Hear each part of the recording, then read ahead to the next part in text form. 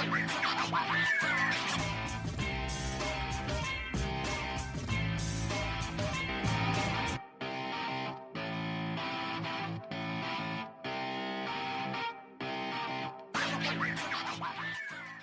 views and opinions expressed in this podcast by the host and or the guest do not necessarily reflect the views of the host and or Paranormal Buzz Radio and or its sponsors. Use of any material produced by Paranormal Buzz Radio without express written consent is prohibited. Paranormal Buzz Radio will not be held responsible for you holding your knees, crying, and rocking in a corner in a puddle of your own urine, or being beheaded by a group of children in a cornfield. In fact, if you come across a group of children in a cornfield, we promise to make fun of you as you run away screaming in terror.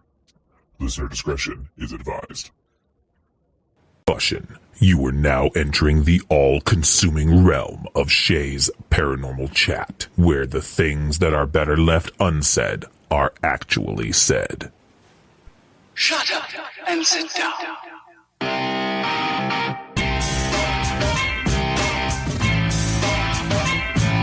You're listening to Shay's Paranormal Chat.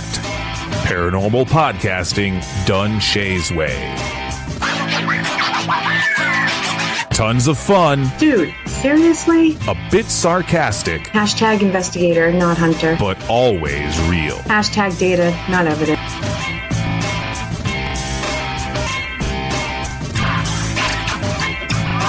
Don't get your panties in a twist. Oh my god, really? This is real, raw conversation.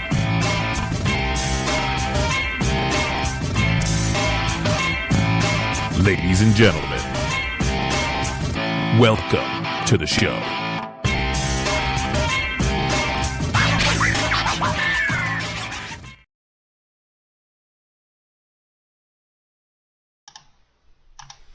Good evening, everybody. TGIF. Thank you guys for coming back and joining me. This is going to be a great show. We have a really good guest tonight. And if I lose my voice a little bit, I'm sorry. As you guys know from last week, I'm still got some laryngitis going on, off and on. But tonight we have Colleen Costello? Yes, that's right. See? I was like, how do you say that with my Mass accent? She is the Celtic Medium. Yeah, I can't pronounce my own name half the time, so when I get guest names right, I get really excited. So, what is a Celtic Medium? You want to start off with that? Well, I just call myself the Celtic Medium because Celtic, yeah, because I'm from Ireland, and that's where I'm originally from, and Celtic being from Ireland, so that's why I call myself the Celtic Medium, because I was born and bred in Ireland, and I moved to the States 26 years ago, so that's why I call myself the Celtic Medium. I love it. But, like, again, a medium. I love your accent, by the way. Oh, thank you. Yeah. I don't know if I've ever said that before, but I do. So you moved to the States 26 years ago? That's correct, yeah. Wow. That must have been an adjustment. It was a huge adjustment, but, I was young and foolish, and, when you're like 23 years old, you don't think twice about those things. It's all just a huge adventure. Yes. Yeah, so you just don't even think about it. You just think, oh, it's going to be great, and, you just get on that plane and you think, oh, well, I originally just planned to come here for a year, but a year turned into a couple of years, turned into 5 years, 10 years. Before you know it, 20 years has gone by, and you've got a couple of kids and 5 pets and a house. It just kind of all happened, huh? It all just happens, and you're going, whoa, where did those last 20 years go? Yep. I think that happens to everybody. Yeah, exactly. So, were you born a medium? Did you always know you were gifted?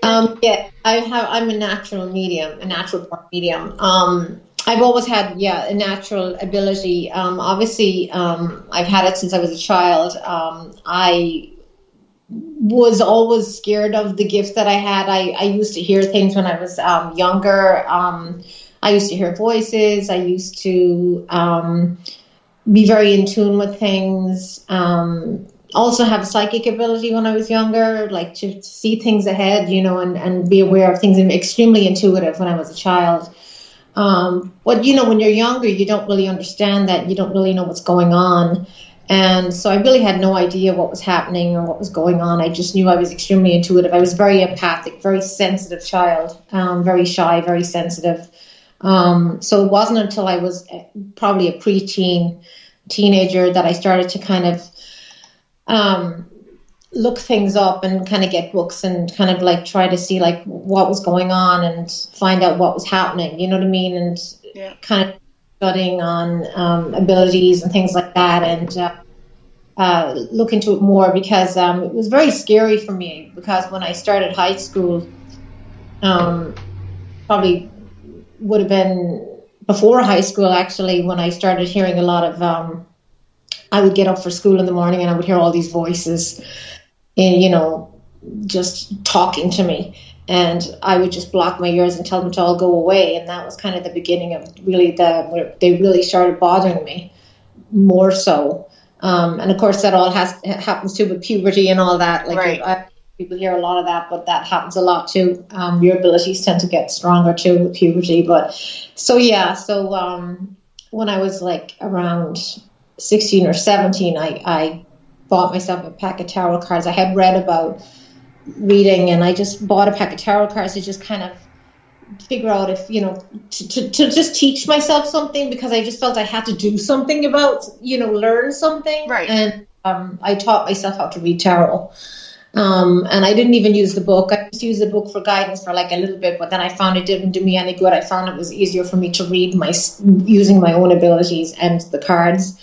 So I just taught myself how to read tarot. But obviously, being brought up in an Irish Catholic family, I kept all of it hidden because I was scared of what, you know, my parents would have killed me. That was going to be my next question. Yeah. Yeah. So I never really, you know, brought it to the surface. I kind of kept my gifts hidden.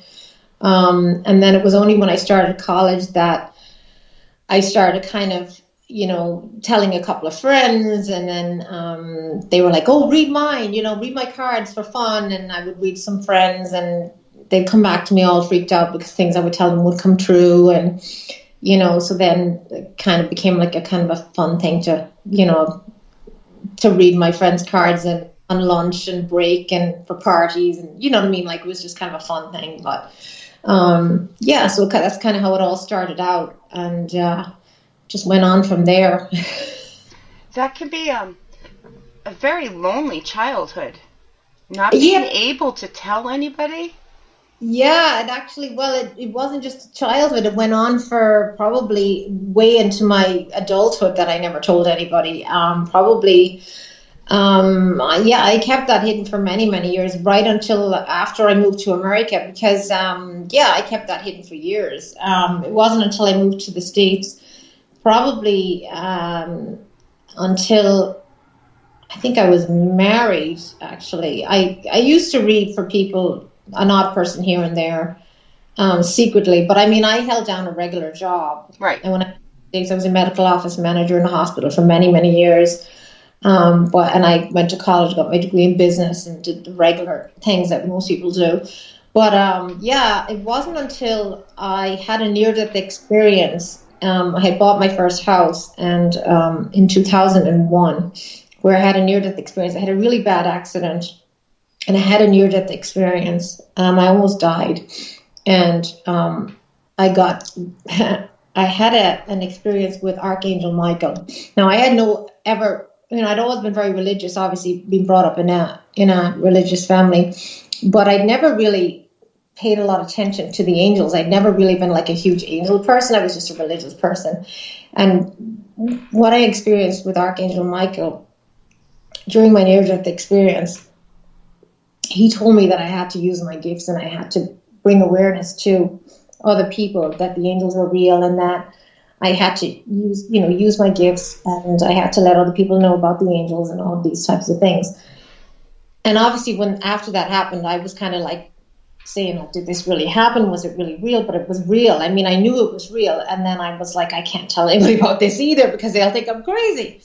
But after that, I started getting all these different signs from the angels and seeing all these double-digit, triple-digit numbers, and getting all these different things happening to me, and my abilities suddenly got way, way stronger, to the point that I just felt that I had to do something about it. So I started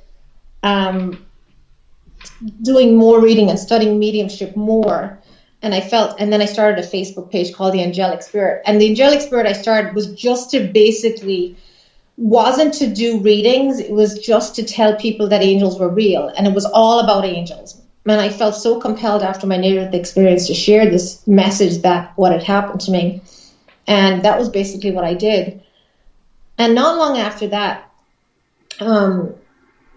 there was people that, you know how people do local psychic fairs around the area all the time.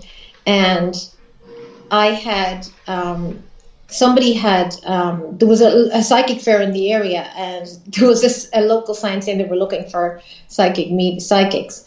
And I saw the sign, and I was saying, oh my God, I felt like compelled like that. I needed to call them. So I called, and the lady said, oh, could you fill in for one day? So I went and decided I was just going to go for it. And I went and I did readings, and it went really, really well. And she asked me to come back and do more. So after that, I just started doing fairs, but I didn't kind of tell anybody, right. Not my family, nobody knew or anything.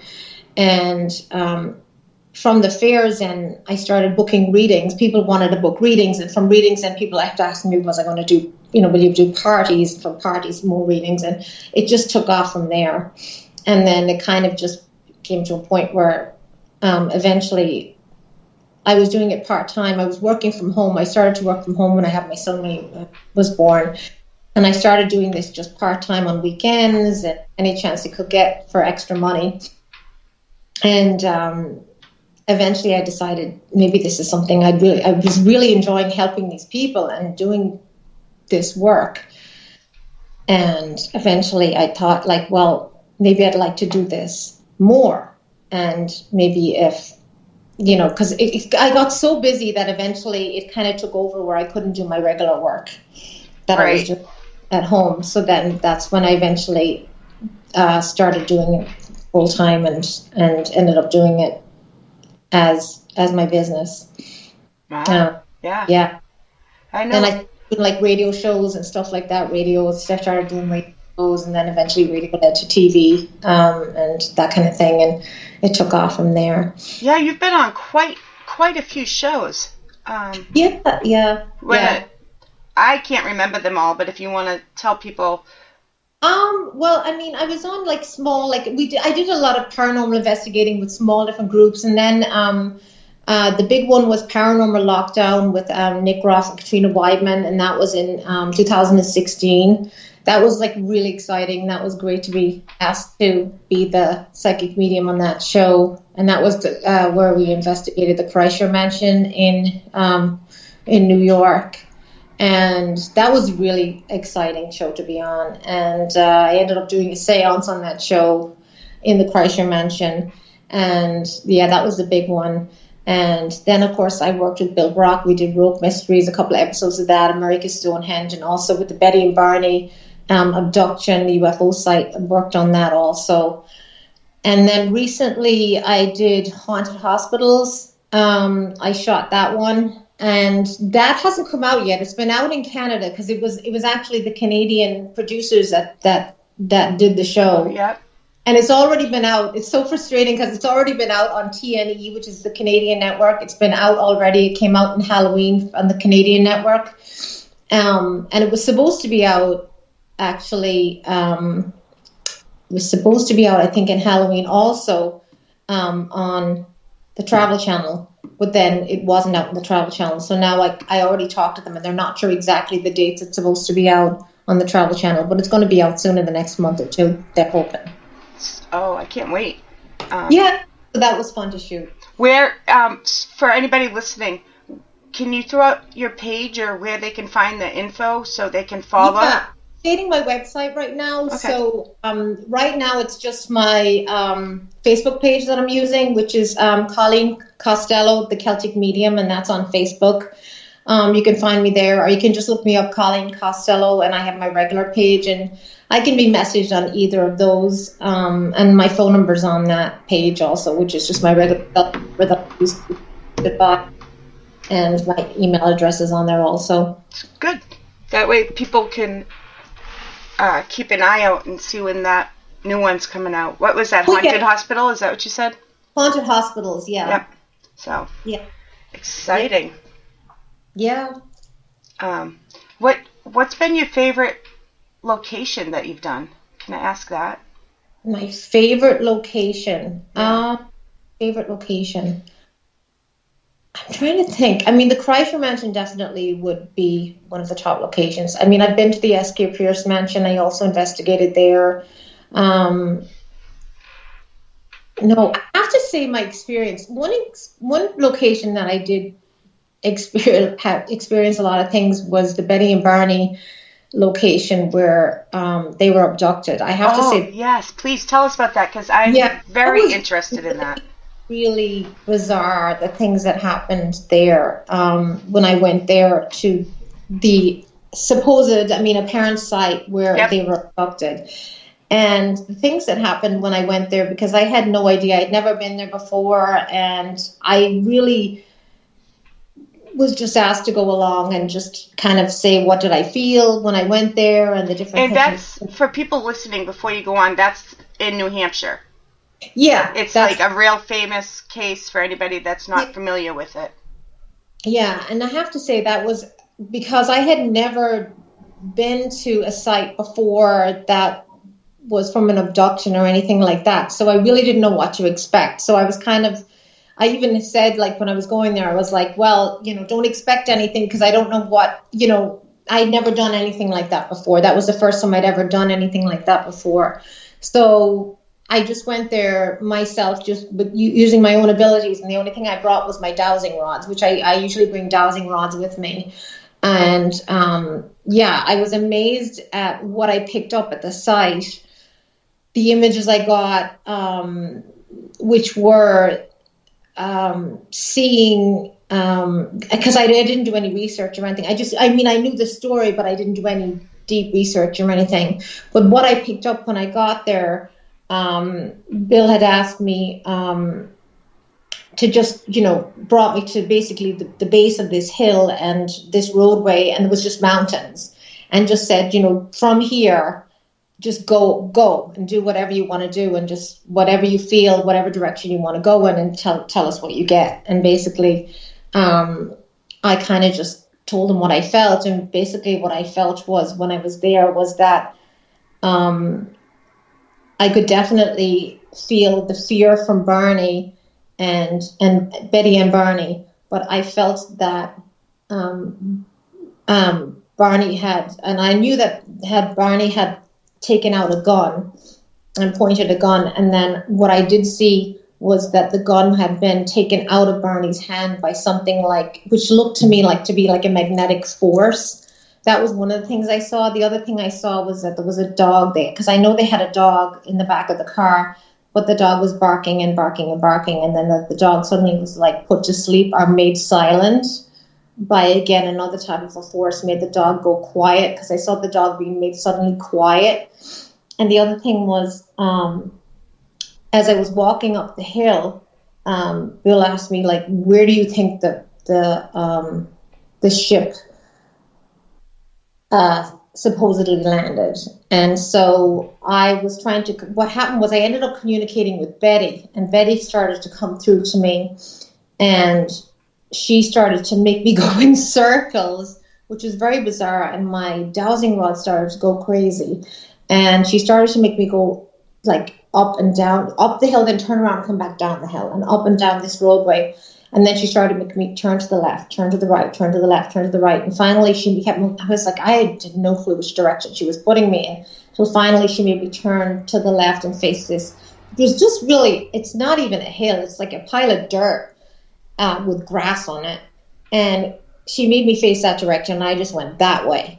And I said, that's the area up there on that pile of dirt up on that hill there. And he said, that's exactly where it's supposed to be. And I had no idea, but that's where she made me face. But when we eventually went up on that hill area where it was, there was just such magnetic energy up there, and it was such a bizarre feeling to be up there.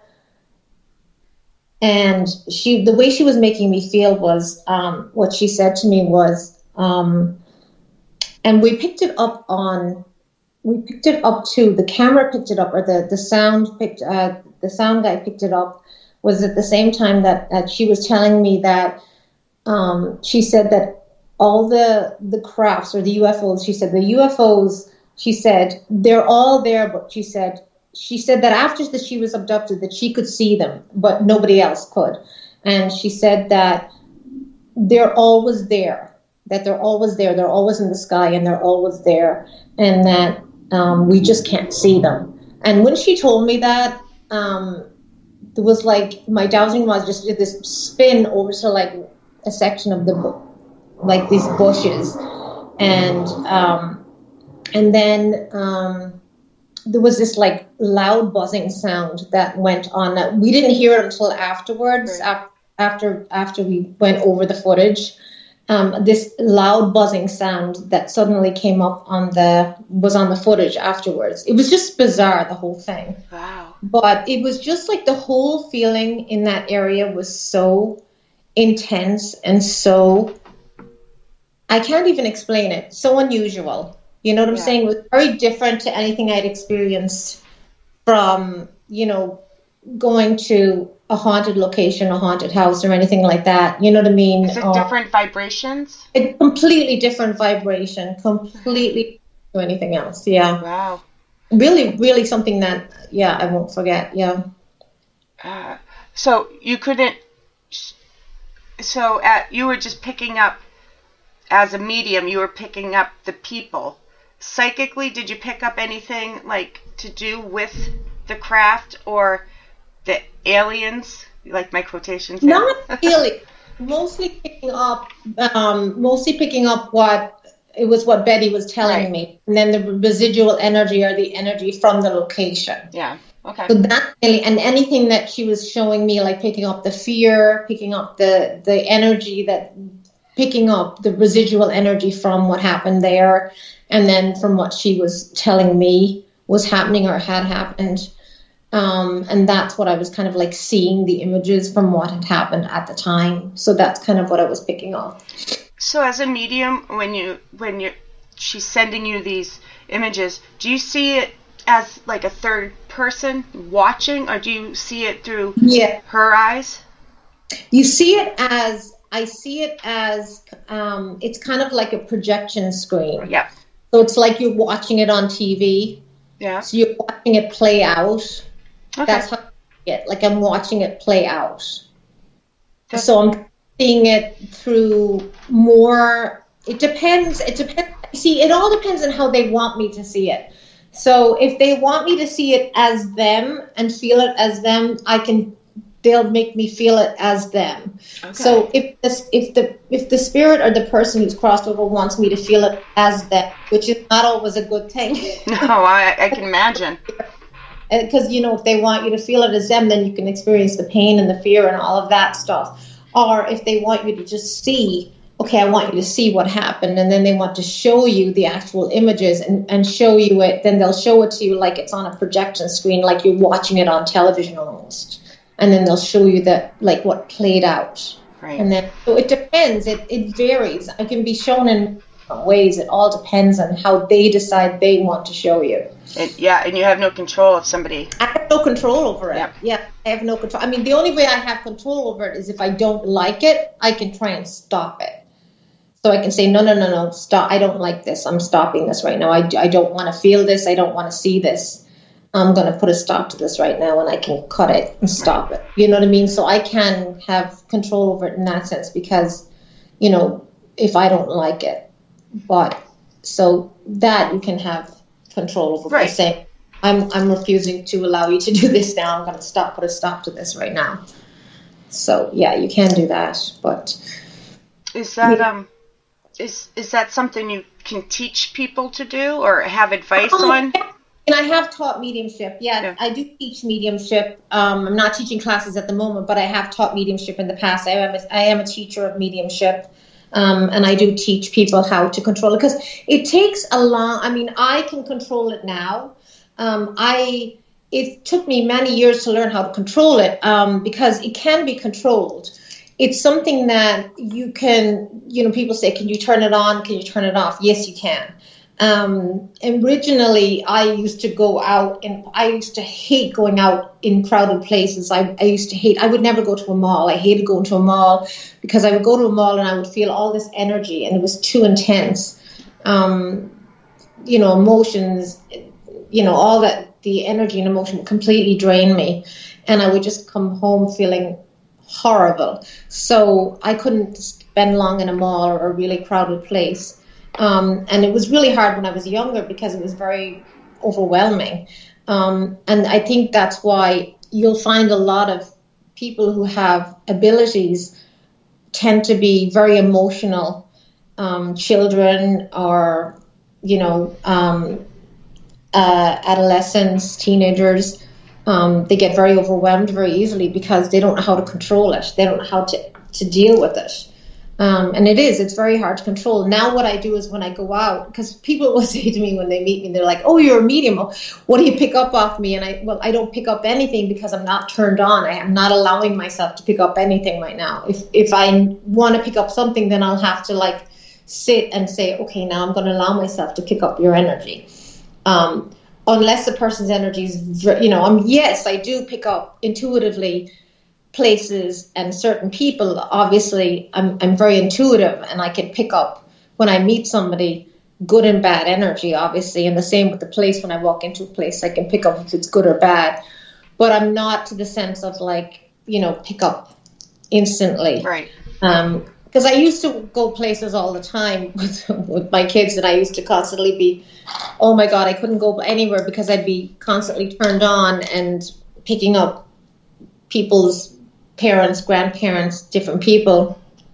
And I used to feel like, I couldn't relax because I was constantly felt like I had to tell people, I feel your grandmother's coming through, your grandfather's coming through. So I choose to kind of switch it off now. Right. Yeah. It was too much for me. I would be constantly, I never slept at night because I couldn't switch it off, and I wouldn't be able to even switch it off at nighttime.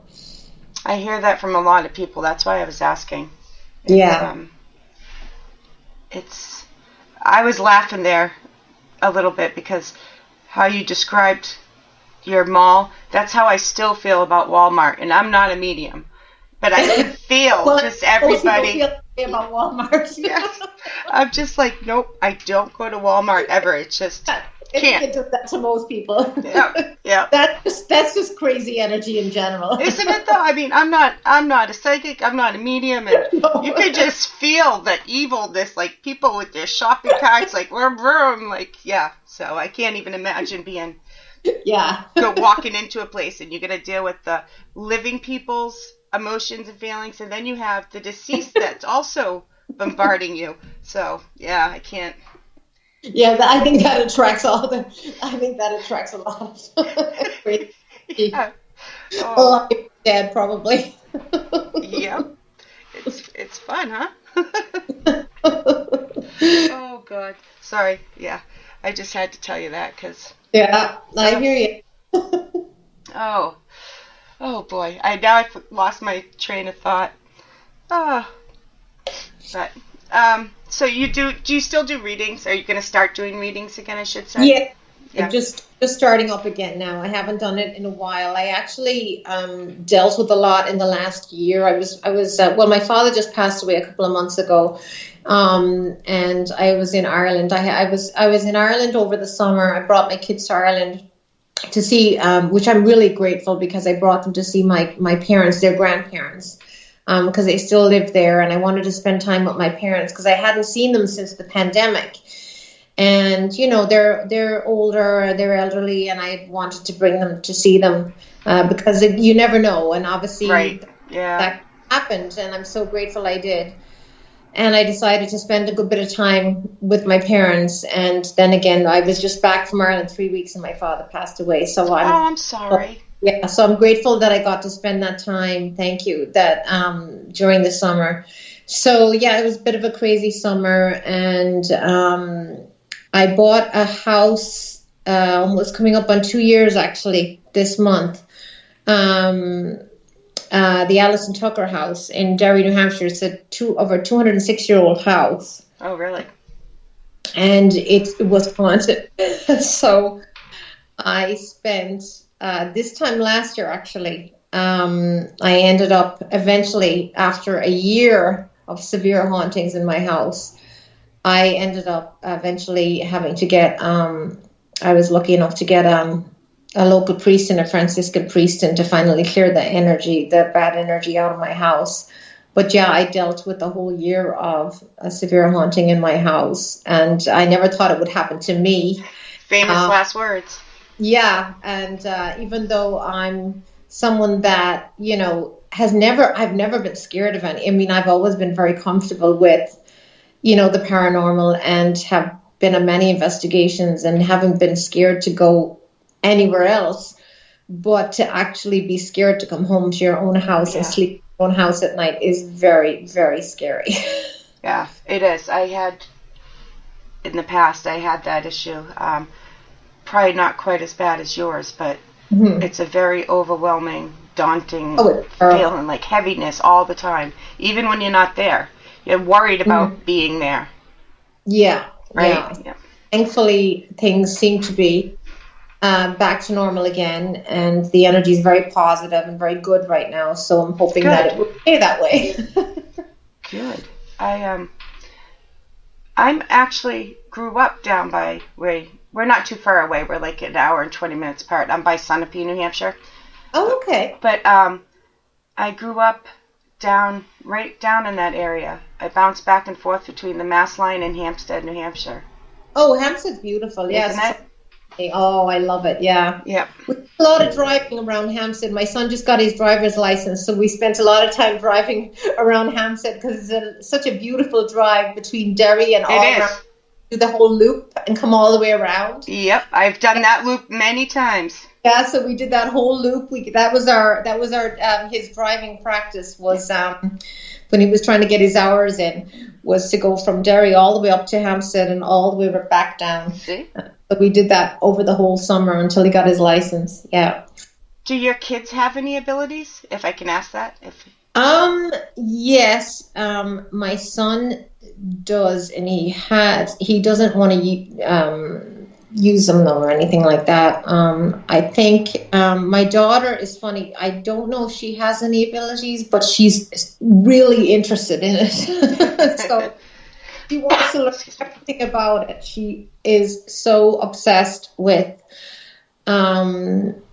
she loves she just loves all that. She just loves everything spiritual. Like she just loves to use, she loves the angel cards. She loves to use play with the dowsing rods. You know what I mean? She is just loves everything like that. She just is fascinated. She loves to watch the paranormal shows on TV. Yep. Yeah. So she's very sensitive. But she reminds me, she has a very much like a fairy type energy about her. Very kind of that very light energy about her. Light and energy, yeah. Very fairy type energy about her, yeah. So the kid that has abilities isn't interested in it, and the kid that might not have abilities is very interested in it. Yeah, exactly. Excuse me. Oh. So have you didn't do much last year, neither did I. But are you planning on starting, investigating too? Yeah, yes, I am actually. I have people contact me all the time asking for help. Mostly private places. And I'm always interested in investigating bigger places as well. I'm not part of a team or anything. I kind of like to do my own thing. But I'm always happy to go along with people if they ask me, because I do love to investigate. And I was asked I have been asked on a couple of investigations in the last few months, but I declined because I still hadn't quite recovered from what happened to me here. And I just was honestly just wasn't ready to get involved in any more paranormal stuff after what happened to me here at the house. Right. Was just a bit nervous of getting involved in anything again, because I was afraid of, what if I bring something else back to the house? What if it starts up again? And you know what I mean? And I was really nervous, to be honest, and so I was very cautious. I'm a very strong believer that you have to be at you can't be in certain emotional states, and investigate. Like, oh, absolutely. You do have to be ready. Yeah. No, and that's why I've taken so much time off, because I got so sick in the last year with what went on in this house and with what happened to me emotionally, physically. I mean, I lost so much weight. I couldn't eat. I couldn't sleep. So mentally, physically, it was really bad. And so now I feel strong. I feel healthy. I feel good. You know what I mean? Yeah. So I feel much better. But that's why I've taken time. You know what I mean? Because I had to take time. And I think that's really important, to feel well physically and mentally before you do anything again. And that's why I've taken time off work. That's why I had to take time off work, to be better and to feel better. And stronger. And stronger, mentally, physically, spiritually. You need to do that. You have to be very careful. And it's weird, because today is it's so weird that I'm doing the show today, because I actually, it's exactly 1 year today that the priest came to the house. Wow. It's 1 year today. Yeah. Isn't that weird? It is kind of weird. It's it's kind of like I have kind of chills. Yes. It's actually exactly 1 year today that the priest came. And I could barely stand up. I was so weak. Exactly 1 year today. He came and he spent 4 hours at my house. Wow. 4 hours, inside and outside, going through my whole house, blessing it. And yeah, I mean, literally 4 hours. And it's astonishing. It's astonishing how, after he left, and how the next few days the energy changed and how everything changed in my house. I'm so happy it did. Oh yeah, no, I'm absolutely. I mean, he was a he is. I'm not saying he was. He is a Franciscan priest, and he is amazing. And what he did literally saved my life. I mean, he literally did, amazing job. And yeah, I mean, because I tried myself to, and I'm somebody that can have helped. I have helped other people. I've done clearings and cleansings with other people's houses, and I've, all that kind of thing. And I'm consider myself experienced, enough. But yeah, no, I couldn't. I mean, absolutely couldn't do anything, So very scary. And it's scary. And I had reached out to a lot of paranormal friends, and I reached out to a lot of people who tried to help me also, and didn't work. It didn't work. It took this priest to help me. He helped me, yeah, and he did it. Yeah, that's what it took. And the minute he came, I got better. I started to physically feel better. I got better. It was amazing. It was amazing. Yeah. Sounds amazing. Yeah. It was almost instant. It was. Yeah. It was. It literally was. Yeah. It was. Yeah. So that's why I'm very, very grateful. And yeah, because I wanted to leave. I wanted to leave the house. I wanted to get the hell out of here. I was done, Yeah. But he also helped a lot of the good spirits in the house too. He did, because it wasn't just bad. There was a lot of good spirits that needed helping too. And I was really stuck between. My problem here was I had a lot of good spirits that wanted help and that wanted me to help them. And then I had but then I had a couple of bad ones too that were blocking the good ones. So it was kind of a battle between the good and the bad, and that's what happened.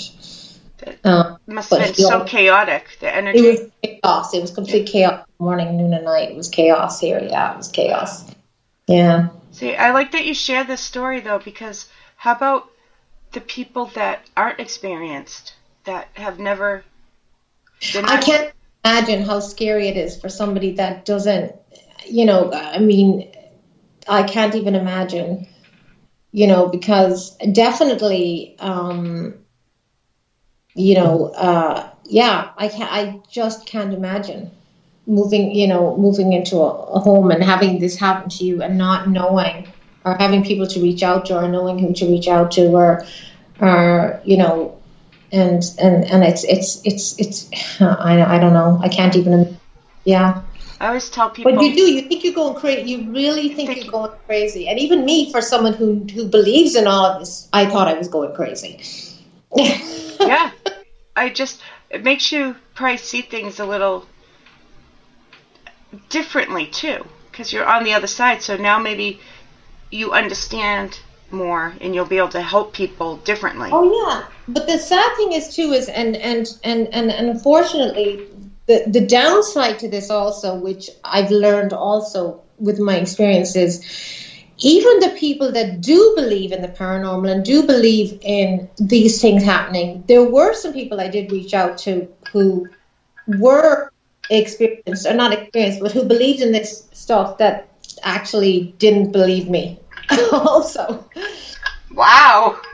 So it's funny how there are people that,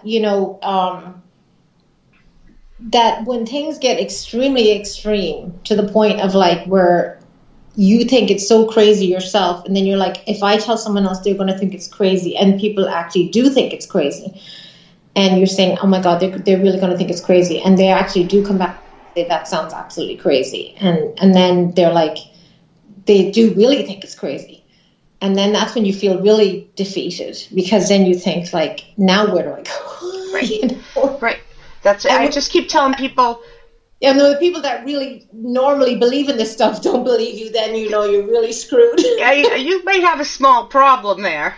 Yeah. It just goes to show you that it does happen to, it can happen to anybody, and you just got to keep. If one team doesn't work, do another team. You got to find the right fit for you. It's like for getting a second opinion, isn't it? But yes.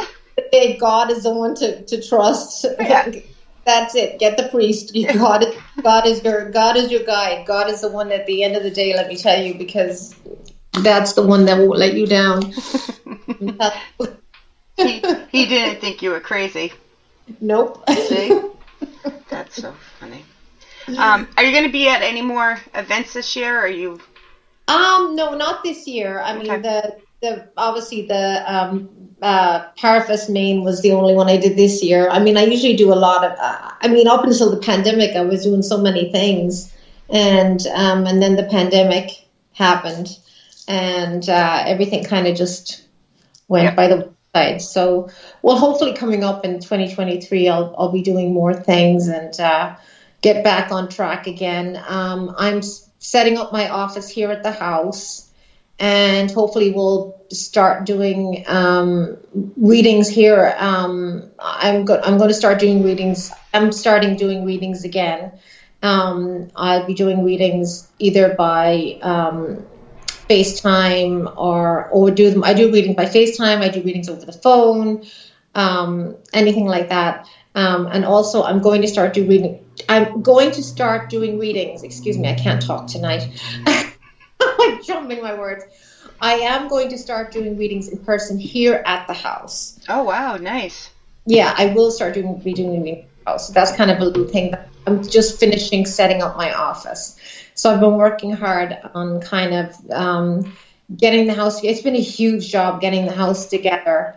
Because the house has been in restoration, and when you move in to get everything sorted, and then with everything that went on, but you got to do all the restoration and get unpacked, and throw in the haunting. It's been a huge undertaking. So I've been going through room after room after room, and finally I'm down to my office. And I did start my office. I never got to finish it. So right now. I'm working on getting this finished so that I can have people. And of course, with the pandemic, I couldn't have people come over anyway.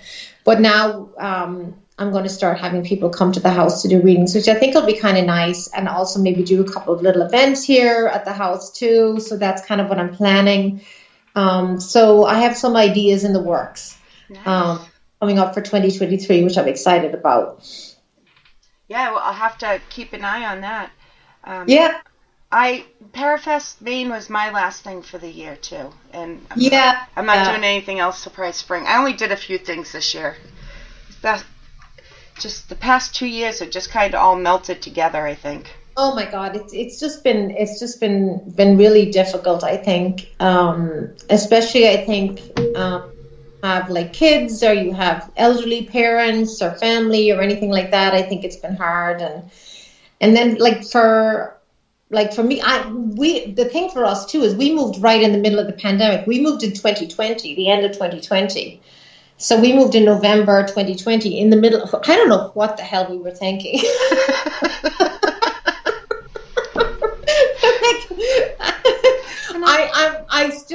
I think the house called us. I think the house tricked you. It did. I swear to God, it really did. Sounds it to me.